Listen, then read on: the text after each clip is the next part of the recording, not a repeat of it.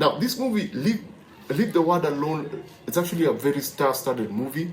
It has Kevin Bacon, it has Ethan Hawke, it has Julia Roberts, and Mahershala Ali, and the performances are fantastic. Actually, let's start from the beginning. Let's look at what worked, because there was just one thing about this movie that really drove me up the wall, and I hope you people have had the same experience, because if you look at Rotten Tomatoes, you'll see the same thing. Viewers did not actually really like this movie, and I understand why, because I assume, I myself believe that I'm one of those people who are frustrated by this movie. So let's start by looking at the positives, because to be honest, it's not a bad movie. It's actually a very good looking movie. It's a very well shot movie. It looks fantastic. There's a predominant use of a certain blue in the beginning.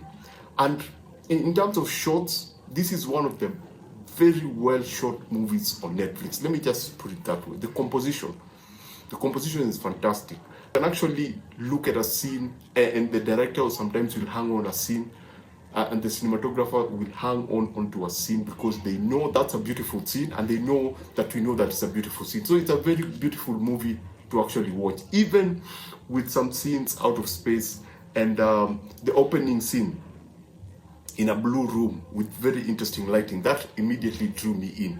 So I was like, yes, I'm in for a very good movie. And the performances, Julia Roberts and Ethan Hawke feel like couples who've lived for a very long time together.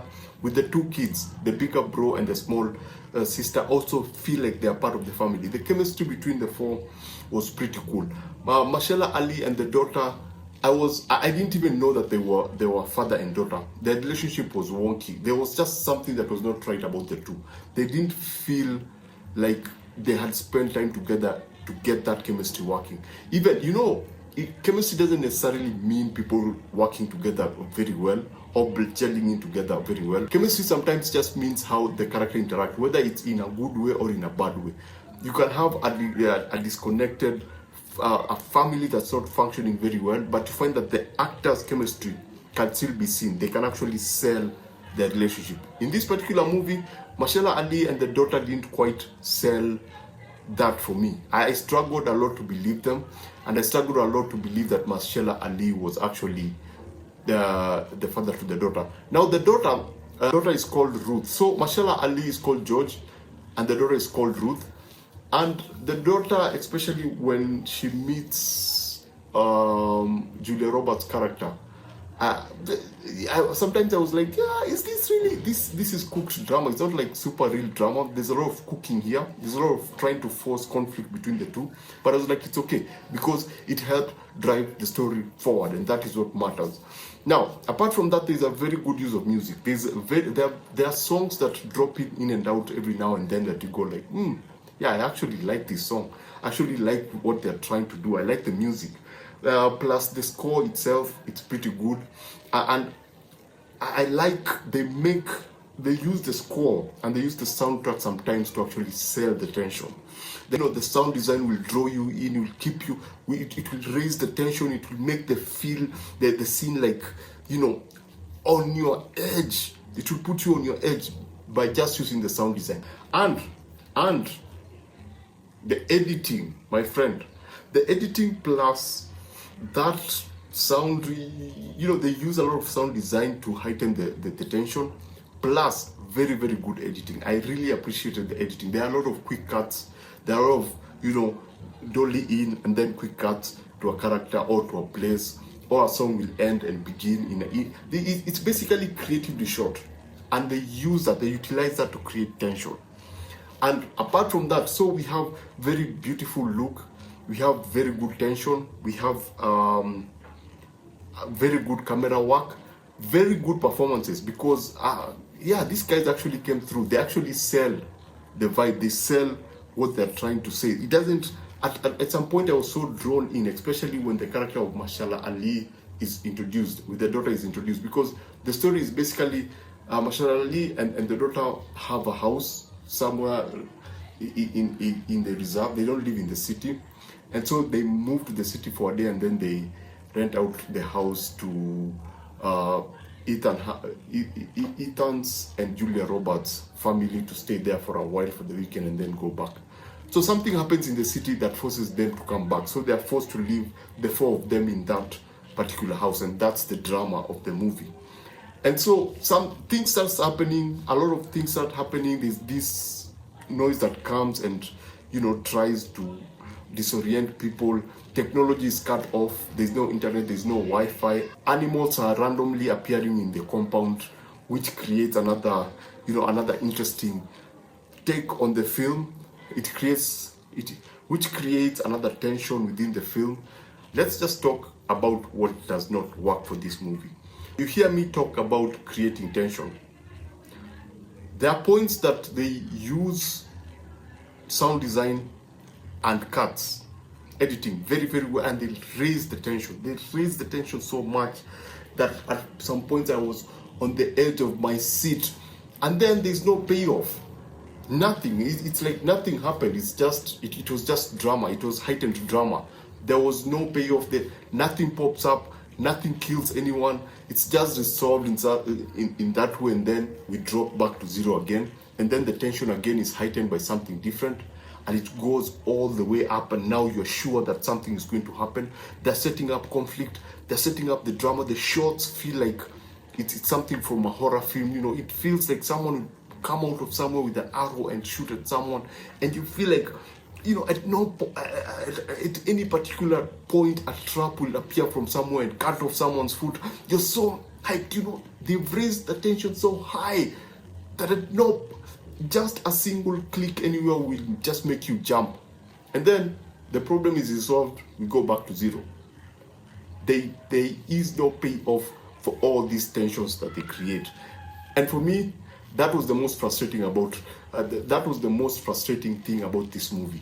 Yes, there's one scene with planes that was actually set up very well, and the payoff is it's satisfying. But apart from that, everything else falls flat. And the ending, oh my goodness, the ending is one of those things you go like, wow, all of this was that really? Because I know about global conflict, and I had an idea of what was happening already. And for me, I was anticipating to see something different because I'm aware of some of the things that were happening, because we had phase 1, we had phase 2, we have phase 3. And the movie is divided into chapters. So you have chapter 1, chapter 2, chapter 3. But the events themselves, whatever was happening, it's something that I'm familiar with. If you're familiar with world politics, there are things that you're familiar with. So for me, it was pretty frustrating. It's one of those movies that I would urge you to just relax and just go with it, because don't have any expectations, because they set up, it feels like a thriller. They do so well with the tension, but they're just so poor with the payoff sometimes. You go like, that was it, that was just it, and apart from that, there's something that really annoyed me. This movie could have been shorter, by the way. It could have been shorter. It could have been less than 1 hour. It could have been less than 2 hours, because there's a section of the movie that there's just nothing happening, and nothing actually happens. So there's one particular scene that, for me, I went like, come on, you gotta be kidding me. There's one scene that Julia Roberts and the daughter of Mashal Ali, Ruth, are in this small cabin that was somewhere in the woods. And so they're having a conversation, and then it becomes super preachy. Like, Julia Roberts' character literally has to tell us about how people are terrible to each other and how the corporate world works. And I was like, I got that moment of, oh my goodness, this again, come on. You remember Don't Look Up? Yes, it's almost the same. They go almost the same direction, or it becomes a bit too preachy, man. It becomes a bit too preachy, and I was like, I don't like this. And then now, apart from that preachiness, this is one of those movies that I actually watched and I went like, marriage is misery. Marriage is misery, and married people usually become miserable after the second kid, because that's what the movie is trying to sell to me. You get? So yeah, basically that's Leave the World Alone. It wasn't as satisfying as it set itself up to be, and it wasn't as fulfilling as it could have been. It felt a bit preachy, but good direction, good tension, good cinematography, fantastic cinematography, very good sound design, and very, very good selection of songs. Performances are also really good, but all of that